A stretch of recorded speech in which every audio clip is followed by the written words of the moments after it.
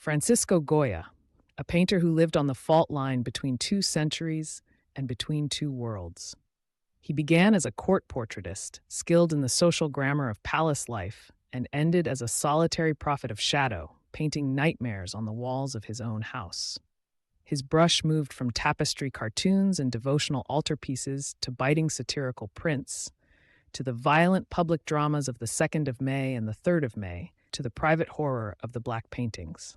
Along the way, he gave us La Maja desnuda and La Maja vestida, intimate portraits and explosive political canvases, biting etchings in Los Caprichos, and a self-portrait that looks like a confession.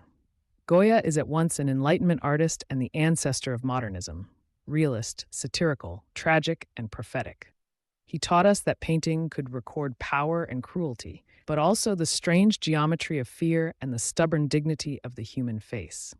This is a journey through his work, from early commissions to the dark masterpieces that changed how we see art. Before we dive in, don't forget to like and subscribe. Your support helps us keep creating more educational videos like this one. Goya was born in 1746 in Fuendetodos, a small town in Aragon. He trained in Zaragoza and then in Madrid, learning the technical fluency and academic drawing that would serve him for decades. Early in his career, he produced tapestry cartoons for the Royal Tapestry Factory, lively, anecdotal scenes designed to adorn palace rooms and to be translated into woven cloth. Works like La Nevada and designs showing boys with mastiffs reveal a young artist fluent in color, composition, and narrative. He also painted religious commissions, a moving Christ on the cross, and a restrained Holy Family that show his facility with chiaroscuro and devotional mood. Those early works established Goya as a reliable, versatile hand, the man the court could trust to flatter and to instruct. But even in these commissions, you can see an eye alert to human detail, a mood hinted at in a glance, a vulnerability in a child's pose. These small discoveries would become major themes, the dignity and fragility of individuals caught in history. By the 1790s, Goya had become Madrid's most important portraitist. He painted nobles, ministers, and monarchs with a directness that could be flattery but never empty. The grand, slightly ironic family portrait, La Familia de Carlos IV, shows him composing a royal group with startling honesty. Faces are individualized, some awkward, some amused, the painter himself standing at the edge of the scene.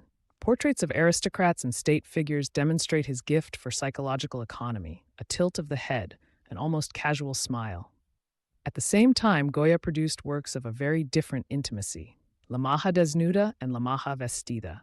These companion pictures, daring and sensuous, caused scandal and curiosity in equal measure. Rendered with a frank eye and a cool light, the Maja images challenge viewers. Who is she? What does she represent? And why did a court painter risk such frankness? Between official commissions and personal provocation, Goya's range had widened. He could paint court ceremony and private truth with equal conviction. The horrors of war began to change Goya's vision. The French invasion and the brutal repression of Spanish resistance produced two of the most unforgettable canvases in Western art. The 2nd of May captures the chaotic insurgency in the streets of Madrid, close combat, furious motion, the raw immediacy of rebellion. The 3rd of May is more than history painting. It is a moral accusation.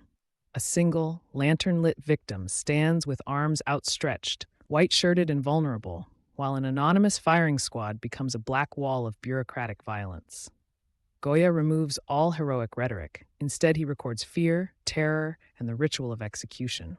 In details of that painting, the trembling hands, the monk at the edge, the anonymous soldier's profile, he invents a vocabulary for modern atrocity. Those canvases were not made for the court. They were a witness, an act of testimony. Later, in series of prints and studies that circulated more privately, he would return to images of suffering and absurdity, cataloging cruelty with an unblinking eye and an often mordant, cynical wit. If Goya's paintings could be public acts, his prints often felt like private cries. Los Caprichos, published in 1799, is a set of 80 aquatints that puncture superstition, hypocrisy, and social folly. The most famous plate, The Sleep of Reason Produces Monsters, shows an exhausted artist asleep at his desk while bats and owls swarm, a stark emblem of the human mind under siege. Across the series, he skewers corrupt clergy, venal aristocrats, foolish lovers, and quacks.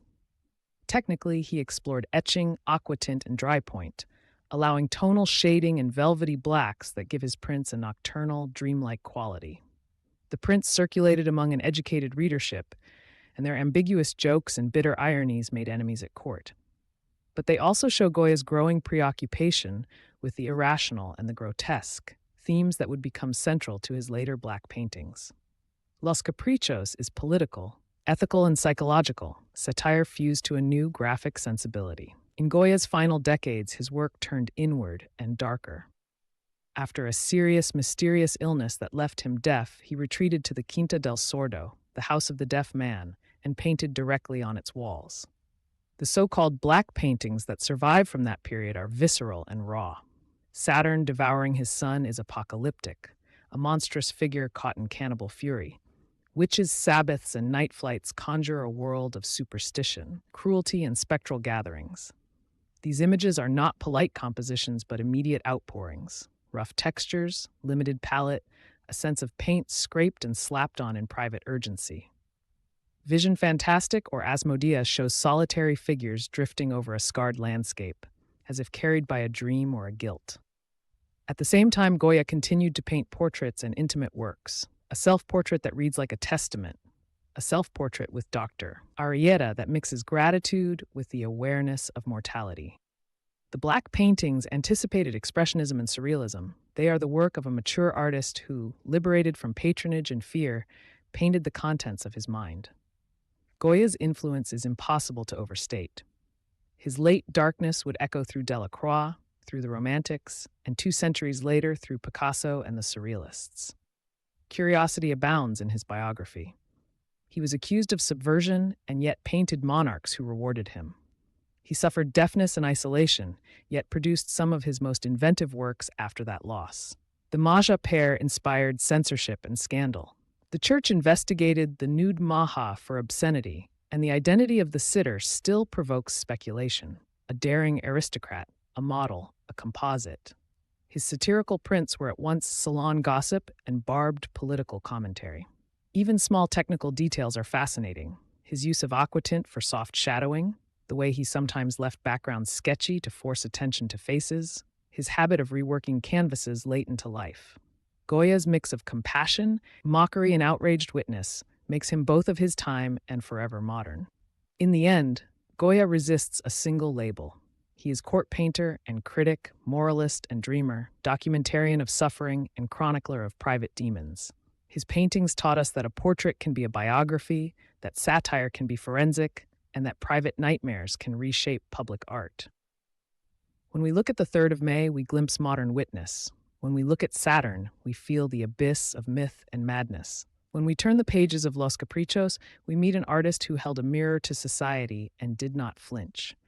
The stories and the images remain urgent. They remind us that art can comfort, accuse, entertain, and terrify.